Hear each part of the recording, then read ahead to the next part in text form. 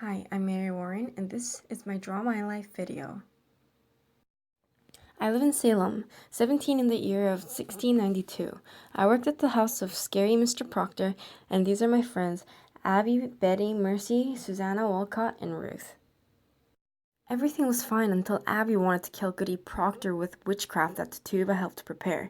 I didn't want to hurt Goody Proctor, but I didn't want to be left out. I just watched the entire thing, I swear. Anyway, because of this, Betty got really sick, so I was scared that Abby and the girls would be whipped. And so I just suggested confessing altogether, but Abby threatened to kill us all in her sleep. I knew she could do it. I was so scared, and I didn't want to be left out. Abby and the girls started testifying at the court to convict witches. And me, I was there too, and I felt really just doing the work of God.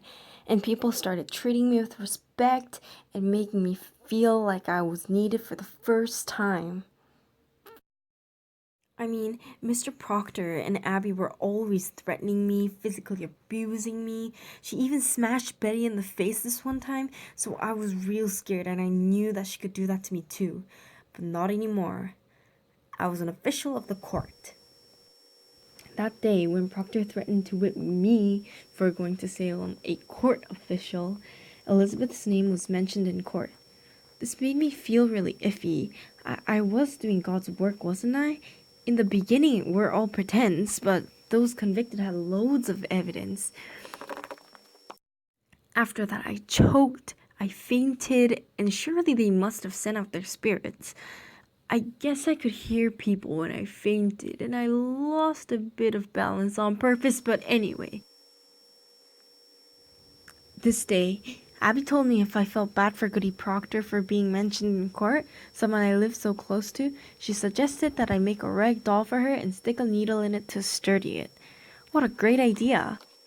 So I did as she told me to, and later that night, officials barged into Mr. Proctor's house and said that Elizabeth was convicted with murder and took her. Abby said that she used witchcraft to kill her with a rag doll and a needle. Mr. Proctor choked me and threatened to kill me to confess against Abby, even though Abby too would kill me.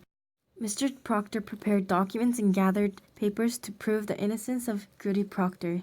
Even though I was scared, I said it was all pretense.